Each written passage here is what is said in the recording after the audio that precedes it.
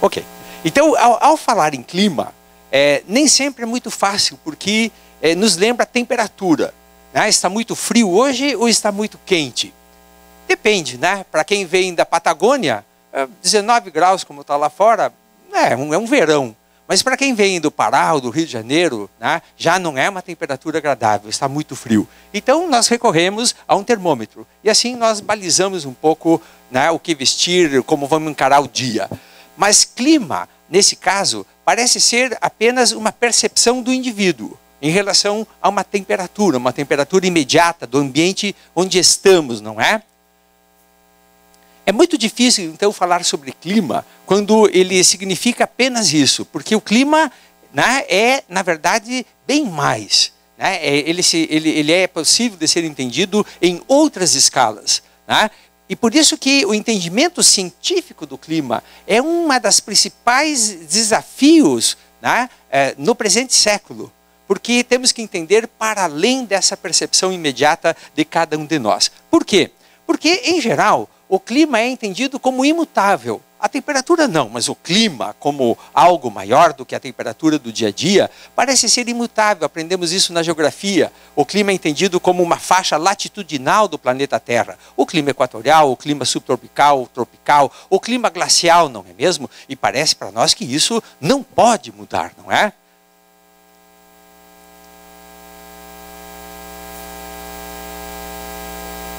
Mas o clima muda. E essa ideia de que o clima muda, ela nos traz uma sensação de que vira a nossa casa de perna para o ar. O telhado vira alicerce e o alicerce vira telhado, não é? Por isso que a ideia de mudança climática, ela é muito difícil, né, para ser entendida em profundidade, inclusive dentro da ciência.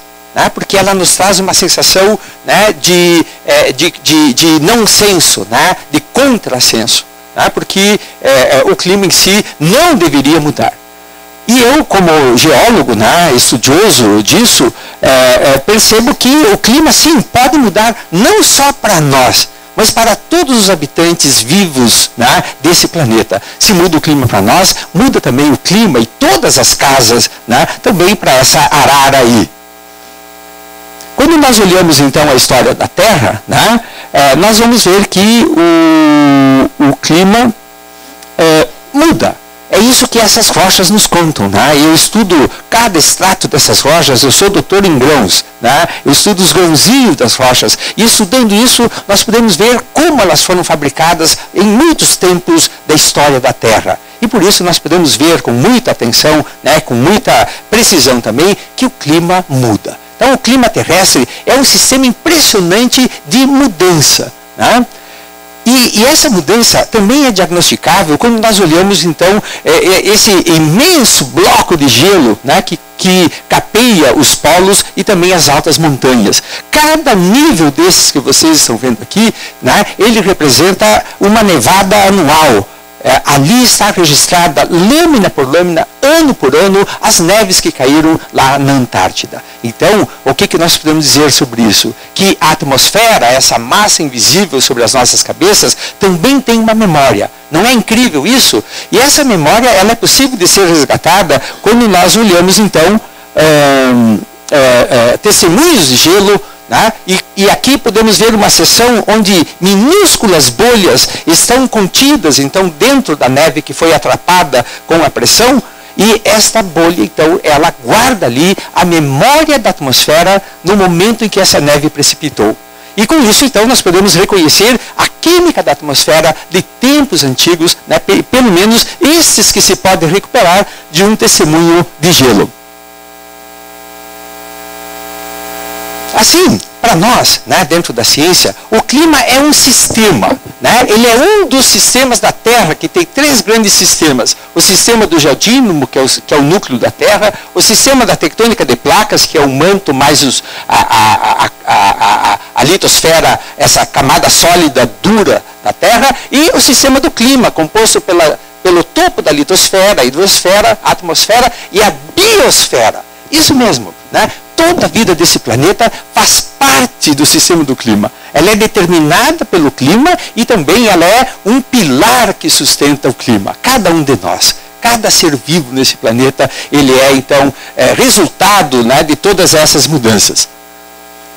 O clima, então, é quem define a face e as paisagens planetárias. Tudo que está aqui nessa imagem é resultado resultante do clima. É uma coisa muito fascinante isso, porque, claro, nos dá a ideia de que se o clima muda, né, essa paisagem muda. É disso que nós estamos falando. Né? Não é só uma relação do planeta em si, mas é como mudando no planeta, muda também no lugar. E veja aqui, nessa representação, esse cardúnculo que a gente vê nas escolas, ele não representa o clima, não é? Ele representa a superfície da Terra, a face da Terra, né? Com os continentes, com os oceanos. Né? E nós não vemos ali o clima. Na verdade, uma boa representação, ela devia ser, então, uma representação assim, né? Ali está a representação da face da Terra. Nela está o clima. Então, como nós vamos acreditar que o clima muda se nós sequer temos representações adequadas dentro das escolas, né,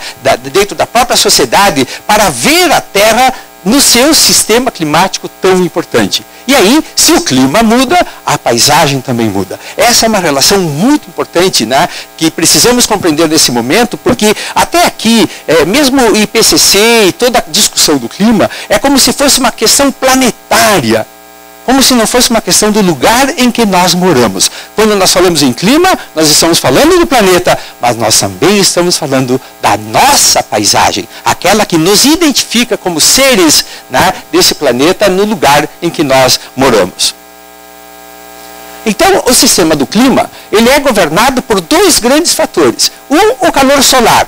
Se dependesse apenas do calor do Sol, a temperatura média da superfície terrestre seria de menos 18 graus centígrados. A média, né, seria um planeta muito frio. Tudo estaria bem congelado.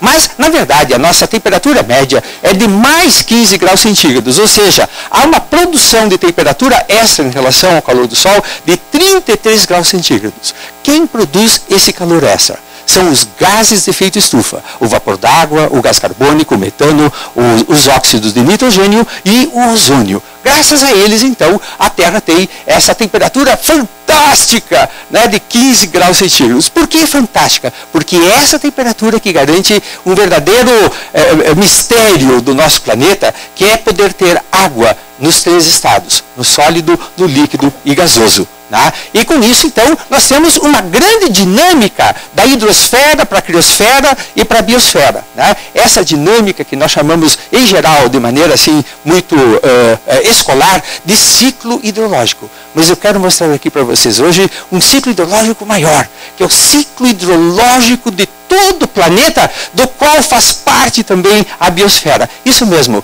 cada organismo vivo nesse planeta retém uma parte dessa hidrosfera dentro de si. Nós somos compostos, por exemplo, nós humanos, de 70% de água. Então, cada organismo, né, ele tem não só ar da atmosfera, nós guardamos dentro de nós, e é importante, né, assim como também água. Portanto, a mudança desse ciclo hidrológico global, ela também traz mudanças para cada organismo, e eu arrisco a dizer assim, para cada célula. Né? O clima é algo muito interessante, não é mesmo?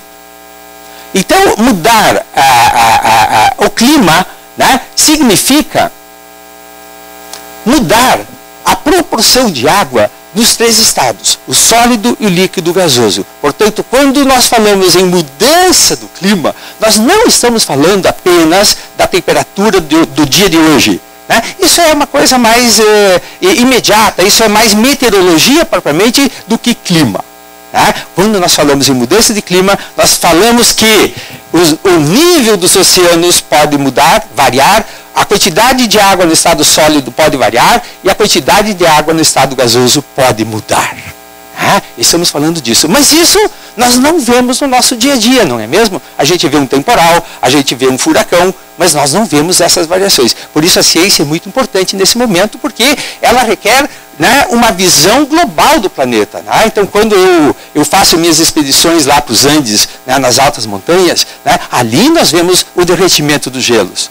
Tá? Ou quando nós medimos por satélite a superfície dos oceanos, nós vemos que ele está aumentando. E quando nós medimos, então, a quantidade de vapor d'água na atmosfera, hoje isso é feito por satélites, né? Tem vários satélites na NASA que fazem isso com grande precisão.